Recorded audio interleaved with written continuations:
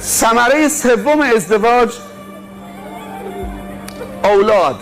نباید پدر و مادر جنایت بکنن در حق فرزند.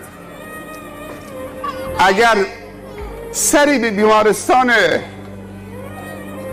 خاص یا مرکز خاص بزنید، اونجایی که تالاسمی ها نگهداری میشن، تالاسمی ها، من فکر میکنم چند سال پیش من یه بار رفتم، آماری که به من دادن زمان خانم صدیق بود، نمیدونم الان هم هست، خدا یارش باشه هر کجا که باشه، خانم دکتر صدیق، فکر میکنم به من گفت 1400 تا تالاسمی که پیش ما هستن. مشکل ما میدونی چیه؟ اول به هم دل میدن، عاشق هم میشن، بعد که خوب به هم دل دادن حالا میخوام برن آزمایشگاه. آزمایش نشون میده که اینا نمیتونن با هم ازدواج کنن. معذرت میخوام چون عاشقن، میگه دکتر غلط کرده. یعنی چه؟ قدیم آزمایشگاه بوده؟ قدیم این مسائل مطرح بوده؟ عشق اونها رو کور کرده، با فکر پیش نرفتن، اول دل دادن بعد فکر کردن. حالا چه؟ قدرت اون عشق و دل دادن و دل کندن خیلی سخته، در نتیجه ازدواج میکنن. نشد با کمی مقدار پول بالاخره بدون برگ آزمایش کسانی هستن که صیغه رو جاری بکنن. اون همه حرفای شیرین که برای هم دارن بگن، اولین بچه‌ای که به دنیا آمد تالاسمی بود، معلول بود، کل اون حرفای شیرین از بین میره، کل اون نگاه‌های توأم با محبت و عشق از بین میره. افسردگی، ماتم، غم، اندوه. یک بچه تالاسمی رو دستشون مونده. حالا این بچه چند سال عمر رو کنه؟ بعضی این بچه ها 14 سال، 15 سال، 20 سال عمر میکنن. پای درد دل اینها بنشینید، پای درد دل تالاسمی هایی که حتی اگه زبانشون هم بگه مادرم رو دوست دارم، پدرم رو دوست دارم، دلش میگه ای مادر و ای پدر چرا چاره دلتون نکردی، نرفته آزمایش بدید که نتیجه این شد. ما داشتیم که 2 تا 3 تا تالاسمی به دنیا آوردن، بعد از اون همه عشق از هم جدا شدن. پدر رفت با کسی دیگه ازدواج کرد، مادر رفت با کسی دیگه ازدواج کرد. پدر و مادر بچه سالم از مردی و زن دیگر آوردن، ولی اون 2 تا بچه 25 ساله هر 2 تاشون موندن. اون 2 تا بچه 27 ساله، 28 ساله، 30 ساله موندن. اون 2 تا بچه یا 3 تا بچه 10 ساله، 5 ساله موندن. مادر رفت شوهری دیگه، بچه سالم. ناچارن باید جدا بشن. کی جواب میده؟ همه عشقها ریخت، همه حرفای شیرین بر باد رفت، همه نگاه های توأم با محبت تبدیل به اولاد سالم، 2 صالح. بچه که به دنیا آمد با درمانگاه محلشون ارتباط داره، هر ماه میبره قد و وزن و رشدش همه چک میکنه. اگر مادری احساس کرد که تو این 2 ماه باید وزنش چند گرم یا تو 3 ماه باید نیم کیلو رشد وزن داشته باشه، با سنش یا چند سانت رشد قد داشته باشه، اگر این رشد نبود ماتم میگیره.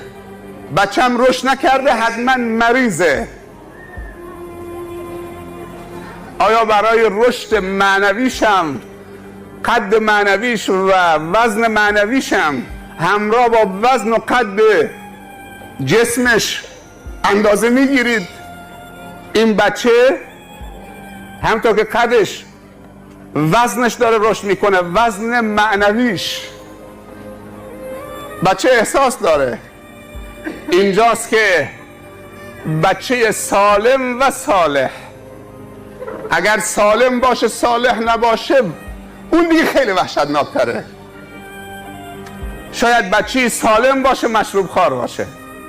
سالم باشه دزد باشه، سالم باشه بی تقوا باشه، سالم باشه ظالم باشه، سالم باشه موذی باشه.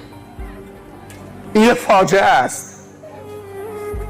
وزن معنویشو، ایمانیشو، اخلاقیشو بی دلیل نیست که پیامبر صلی الله علیه و سلم میگه تا بچه صدای گریه بچه هنگام تولد شنیدید، اذان محمدی توسط یک انسان صالح در گوش راستش الله اکبر الله اکبر الله. بچه تازه تولد 4 بار کلمه توحید الله اکبر، کلمه تعظیم خدا الله اکبر الله اکبر الله اکبر الله اکبر، اشهد ان لا اله الا الله. هم تعظیم خدا هم توحید خدا، همه اینها باید تکرار بشه. شهادتین به اسلام و اقامه نماز در گوش چپش، این اذان و اقامه وجودش رو متحول میکنه. مجال برای شیطان نمیده که، چون شیطان کمین گرفته تا به دنیا آمد اگر این اذان گفته نشه، واکسن نشه بچه، واکسن معنوی نشه، قطره فلج اطفال در خونه ها میارن یا در منگاه میریزن تو حلقوم بچه. اگر مادر ساعت تعیین میکنن، روز، تاریخ، اگه ظرف 1 هفته نیامدی دیگه جمع شد، دیگه رفت، باید بری فلانجا، بچه رو در بس میگیره میبره فلانجا که قطره فلج اطفال بهش بده. قطره فلج اطفال خورده تو درمانگاه، اون قطره ای که دیگه جلوگیری از فلجی دیگه میکنه، از اعتیاد و بیبندوباری. این مسائل رو دست کم نگیرید، رو صلاح بچه تأثیر داره. صالح و مصلح، این که انسان صالحی برای خودش و مصلح و مفید برای جامعه. اگر میخوای موفق بشید همیشه دست تو باشه، در حال رشد و توسعه و به رضای خدا برسید، با صاحب دین ازدواج کن. انگیزه اولت دینداری طرف باشد، خوبی طرف باشد، طهارت و پاکدامنی طرف باشد، صداقت و امانت و راستگویی طرف باشد. کاری نکنن پدرها که روز قیامت فرزندانشون در دشت محشر یقه‌شون رو بگیرن، بگن بابا چرا مادر خوبی برای من انتخاب نکردید، من از تو گله‌مندم به درگاه خدا. ای خدا از پدرم بپرس روزی که میخواست بره خواستگاری مادرم به عنوان مادر برای من و همسر برای خودش انتخاب بکنه، چرا تو رو در نظر نگرفت، رضای تو رو و تدین مادرم رو در نظر نگرفت. من امروز از پدرم گله دارم، مادری برای من انتخاب کرده که فاقد برنامه های توست، برنامه های تو زندگی اون نیست، دنبال رضای تو نیست، مشتاق به برنامه های تو نیست. یکی از برکات ازدواج رضای خداست. باید در ازدواج رضای خدا رو در نظر بگیریم. دومین برکتش عفت و پاکدامنی است. اگر توجه بکنید در پاکی چقدر رشد است، همونطوری که در ناپاکی چقدر زیان و ضرر و عقبگرد است و نقصان است.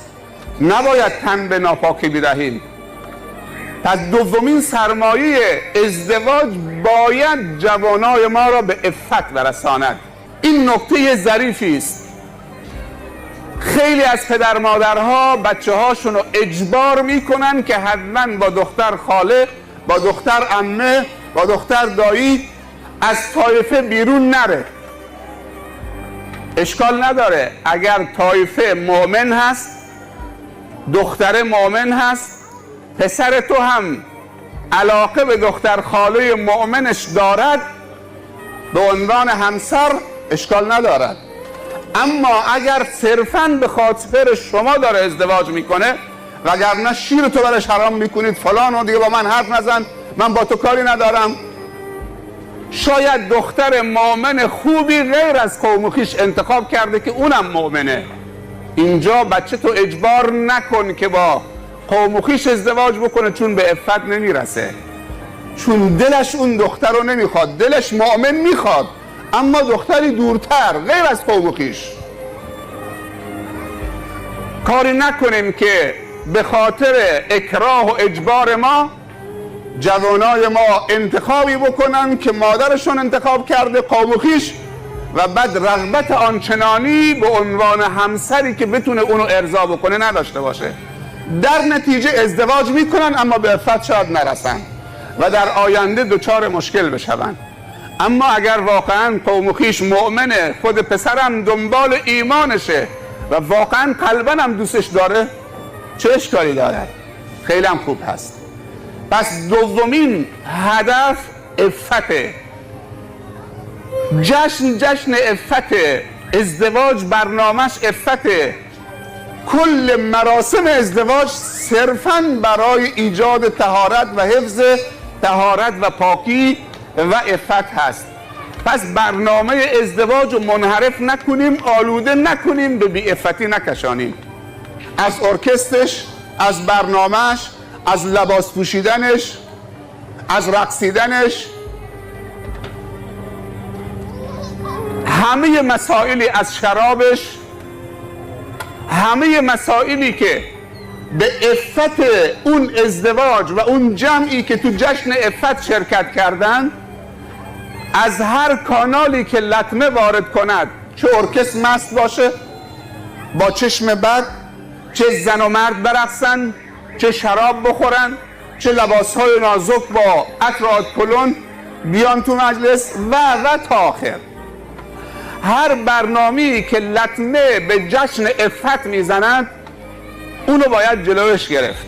دختر بچه ها وقتی که کلاس سوم ابتدایی میرسن جشنی تو مدارس براشون میگیرن به عنوان جشن تکلیف. مادرش چادر سفید، مقنعه سفید، یه لباس روحانی معنوی، کیسه نماز برای دختر مثلا 9 سالش آماده میکنه، یه جلد کلام الله مجید، یه جانماز، سجاده، به اضافه یه سری هدایا میبره مدرسه چون جشن تکلیفشه. چقدر خوشحاله که دختر 9 سالش به سن تکلیف رسیده، چه چادری، یک نورانیتی به دختر 9 سالش میده، میبره تو جشن تکلیفش که میتونه نماز بخونه با چه حال و هوایی. ولی همون مادر دخترش وقتی 20 ساله میشه، عروس میشه، خبری از چادر نیست. نه که بالغ نشده، نه که نیاز به جشن تکلیف نداره. برای 9 ساله جشن تکلیف، چادر، یک چهره نورانی، لباس شرم و حیا. برای دختر 20 ساله رو مبل بذار، نیمه لخت، نه چادری، یقه باز، آرایش. همون دختر توسط همون مادر که اونجا چقدر خوشحال بود که دخترش به سن تکلیف رسیده، 9 سالش بیشتر نیست. فتنه و فسادی هم روش مترتب نمیشه آنچنانی اگر سرش مثلا یا لباسش نازک باشه. ولی دختر 20 ساله وقتی عروس میشه نیاز به چادر نداره، نیاز به پوشش نداره. این جشنش اصلا جشن عفته، جشنش جشن طهارته. این دختر چه گناهی کرده که وقتی جشن عفت براش گرفته میشه اونو نیمه لخت و عریان بفرستن، چه در ملأ عام قرارش بدن، تو ماشین همینطور بوق بزنن، وقتی میارنش تو عروسی حتی دوستان شوهرش هم به قصد بد بهش شرانی بکنن. آیا مادر تسلط نداره؟ مادر نمیتونه، همون مادری که بچه 9 ساله وقتی 9 سالش بود چادرش اینطوری